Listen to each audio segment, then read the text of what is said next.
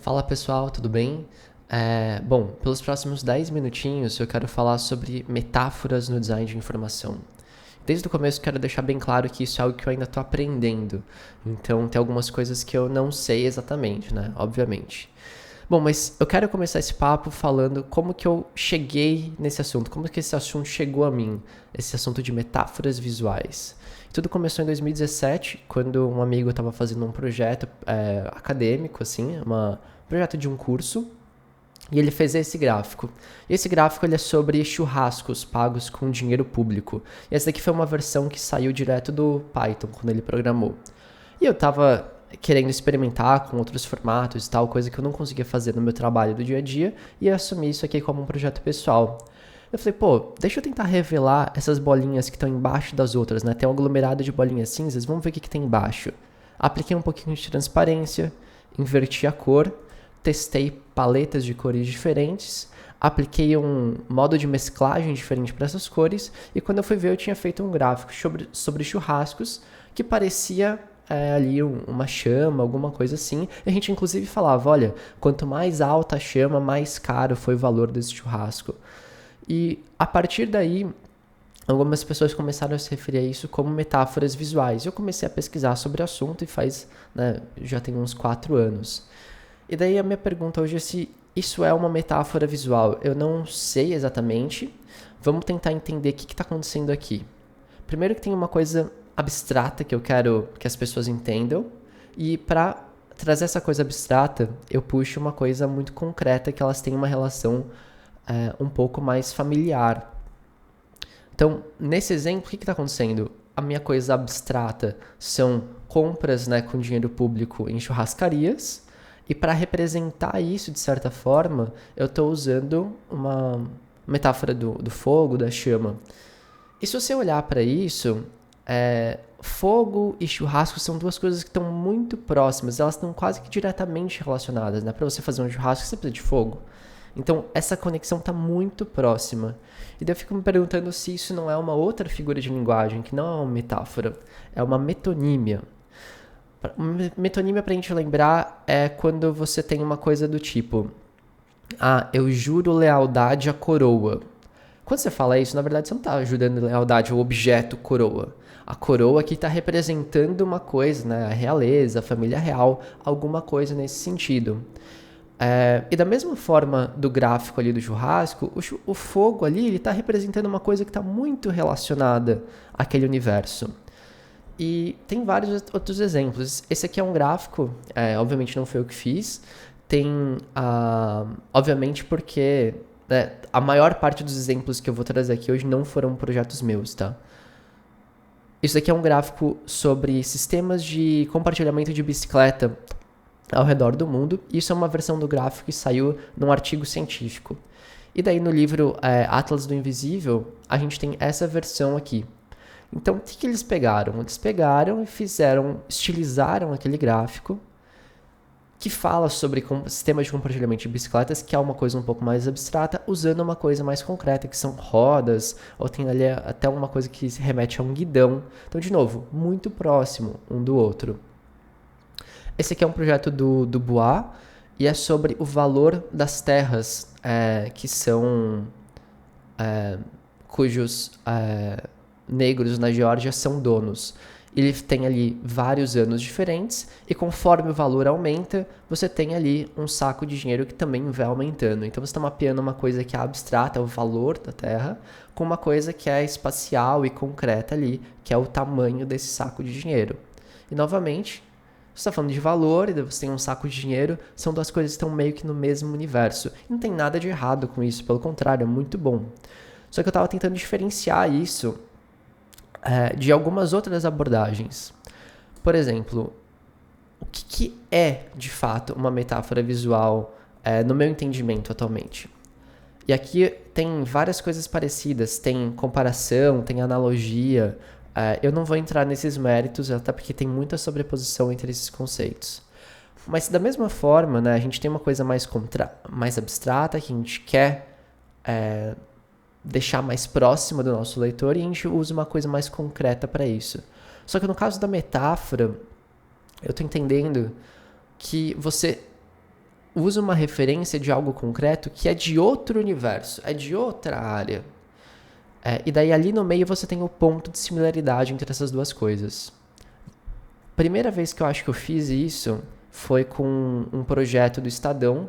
Então eu tinha uma coisa que era desconhecida, que era o tema da minha pauta. No caso era sobre adoção de crianças, né, o sistema de adoção de crianças. E eu tinha uma coisa mais familiar, mais conhecida para os meus usuários, que eram... né, você sabe, provavelmente você já cuidou de uma planta, você já sabe como plantas funcionam. E foi assim, acho que os universos mais distantes que eu já juntei na minha vida. Então esse aqui é um gráfico sobre crianças que estão disponíveis para adoção, e obviamente não tem nenhuma criança aqui. Então o que eu fiz nesse gráfico? Cada criança é representada por uma planta. E quanto maior a altura dessa planta, maior a idade daquela criança. E tem alguns outros encodings, algumas outras codificações visuais também. Então, a gente tem crianças para adoção, que é o meu conceito mais abstrato, e plantas, que são meu conceito mais concreto, e elas têm alguns pontos de similaridade. No sentido de que essas duas coisas, por assim dizer, crescem ao longo do tempo, elas precisam de cuidado. E nessa reportagem específica, eu acho que essa metáfora não teve uma função de explicar algo que a pessoa não conhecia, mas sim uma função de trazer uma camada emocional a mais. A gente teve algumas demonstrações de leitores que se sentiram especialmente emocionados, sensibilizados por essa metáfora. Mas as metáforas, elas em geral, são muito boas para você aprender um conceito novo, com base em similaridades com conceitos que você já conhece, conceitos mais familiares. Por exemplo, a gente pode pensar, o que é uma API? Uma API é uma interface de programação, né? Vamos ver o que é uma API. Dá para explicar o que é uma API assim. A gente tem aqui um browser, e ele faz uma requisição através da internet para uma API que vai lá buscar uma informação no servidor e trazer de volta aqui para o computador. Legal, beleza. A gente tem o browser é representado por um computador, o servidor é representado meio que por uma CPU aqui. Beleza. A gente também pode falar sobre a mesma coisa dessa forma. Então, uma API é um garçom. Ele pega pedidos das pessoas, leva até a cozinha, que no caso é o servidor, a cozinha prepara uma resposta e ele leva a resposta de volta. Então, o que está acontecendo aqui é que a gente está pegando o universo da API, o universo do restaurante, do garçom, e entendendo o ponto de similaridade deles é que ambos lidam com requisições de pessoas. E aí, esse eu acho que é uma metáfora. E a gente é bombardeado com metáfora diariamente, né? Vocês devem ter visto recentemente que o Nubank lançou o IPO deles, né? Que é, basicamente, ele disponibilizou ações para venda na Bolsa de Valores. E o Nubank ele fez uma campanha muito forte com essa ideia de você pegar um pedacinho do Nubank. E para fazer essa metáfora de pedacinho, eles usaram essa metáfora de um cristal fragmentado. E aqui é legal você ver que a metáfora visual, ela combina com o texto também. Né? Eles poderiam ter falado, o que é um BDR? Um BDR é tal coisa. Não, eles estão falando, tentando conectar o visual e o textual. Então, você está tentando juntar ações com fragmentos de cristal, no sentido que ambos são uma fração de alguma coisa. Tem muito isso na publicidade. E tem coisas que às vezes a gente também não percebe. As metáforas elas podem ser uma dica de como que você interage com uma nova tecnologia, por exemplo. Então, se a gente pensar nos nossos computadores, 2 computadores que tem aqui, principalmente quando eles foram lançados lá atrás, eles precisavam de algum tipo de metáfora, as pessoas precisavam de saber como é que elas lidavam com isso. E a metáfora que eles usam é literalmente a metáfora do escritório. Então, você tem pastas dentro do computador, você tem a lixeira dentro do computador e você tem inclusive o desktop, né, o topo da mesa, que é onde você tem todas as suas coisas ali mais ou menos organizadas. Isso são coisas que são muito importantes quando você está fazendo uma transição de uma tecnologia para outra.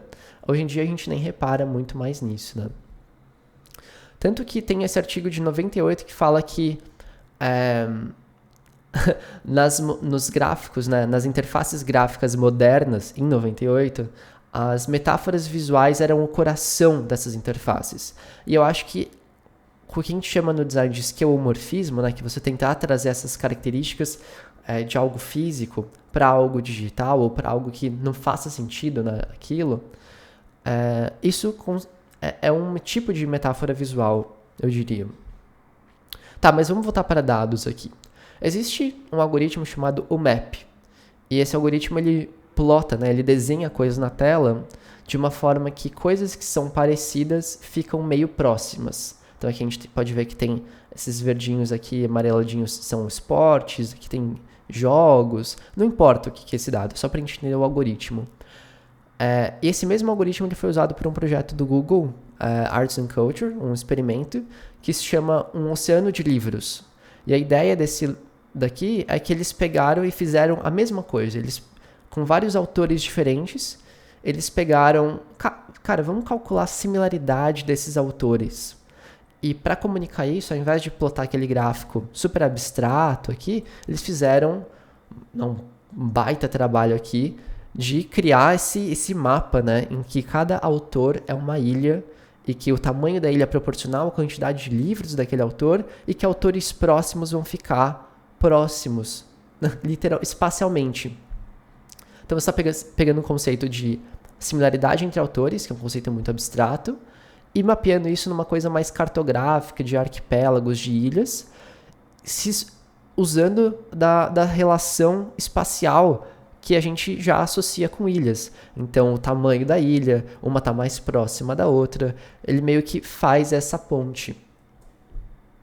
Outro projeto muito legal é que o outro era super high-tech, né, super alta tecnologia. Esse aqui, ele é bem simples no que ele fez, mas eu acho ele muito eficiente.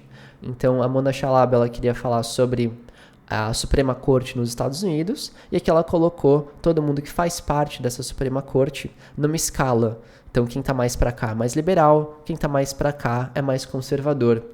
E para entender esse balanço que tem entre essas ideologias políticas, ela fez esse exemplo. Então, olha, isso aqui é com uma pessoa tal. Se a gente tirar ela, essa balança já começa a pender para um lado. Se a gente colocar outra pessoa ali, cara, essa balança ela vai estar quase despencando para o lado conservador. Então, visualmente, ela dá essa coisa meio intuitiva da gente entender esse equilíbrio. Então, ela está usando ideologia política, fazendo uma metáfora aí como se fosse uma gangorra, né? E no sentido de que essas duas coisas podem estar muito desbalanceadas. E outro projeto que eu acho muito interessante de metáfora visual e que te coloca o usuário num ponto muito mais de primeira pessoa ali, não mais de espectador, né, mas assim de fato ter a experiência, é esse projeto de 2015 do Wall Street Journal, em que eles pegaram o valor, né, da Nasdaq, da Bolsa de Valores, e fizeram literalmente uma montanha-russa com ela em que você consegue subir e você chega lá no topo do pico de quando vai estourar a bolha, daí você sente que está despencando, né? Então, assim, é um projeto que ficou... Eu não acho ele muito bonito, por exemplo, mas eu acho ele extremamente interessante. Eu acho que isso daqui é de mais de 5 anos atrás, né? Eu acho que tem muita coisa nesse sentido que tá para fazer. Então, a gente tem o universo das ações, o universo da roda gigante, no sentido de que todos ali... Ambos têm seus altos e baixos, têm umas quedas vertiginosas, né? Então, essa é a metáfora que eles usaram.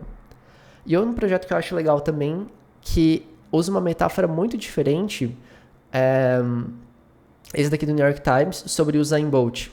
Então, cara, todo mundo sabe que o Usain Bolt é rápido e que nessa reportagem eles falaram assim, nossa, ele tem um tempo de reação muito rápido. Assim que dão a largada, ele consegue começar a correr muito antes das outras pessoas.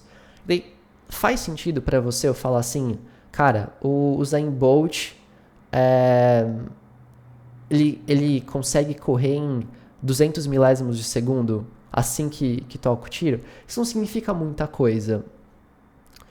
Então, o que eles fizeram? É um site em que ele faz uma contagem regressiva, ele fala, na sua posição, não sei o quê, e daí ele dá um tiro. E quando ele dá o tiro, você tem que clicar no botão mais rápido possível. E daí ele vai te comparar. Você conseguiu tantos, o Bolt fez mais rápido, ou você foi mais rápido que o Bolt, ou você queimou a largada. Então, a ideia que ele está fazendo aqui é de pegar uma coisa mais abstrata, que é o tempo de reação, e comparar isso com o clique de um mouse, que você entende que os dois são rápidos, os dois são precisos. De novo, ele te coloca ali no ponto de, não mais de espectador, mas dentro ali. Você está tendo essa experiência de clicar, de sentir o que é ser tão rápido assim. Então, para amarrar, eu tentei 3 mensagens principais, eu acho, essa minha apresentação. Primeira é que as metáforas não são só verbais. Elas podem ser visuais, elas podem ser físicas, elas podem ser uma experiência, e que você pode combinar elas, né? Você não, igual o Nubank fez lá, se você tem uma metáfora visual, cara, o texto também pode fazer essa metáfora. A ideia é que você tem uma metáfora e ela se manifesta de formas diferentes. A metáfora não é o gráfico, né? A metáfora né, a analogia, na verdade, ela é uma coisa que se manifesta de outras formas. E o segundo ponto é que as metáforas elas podem ajudar a gente a entender novos conceitos. Isso é muito bom quando você tem que explicar alguma coisa, porque ela se relaciona com algo que a gente está mais familiar. E hoje em dia é quase que consenso que o nosso processo cognitivo, nosso processo pelo qual a gente entende as coisas é altamente metafórico. A gente está sempre usando o nosso conhecimento atual para entender uma coisa nova.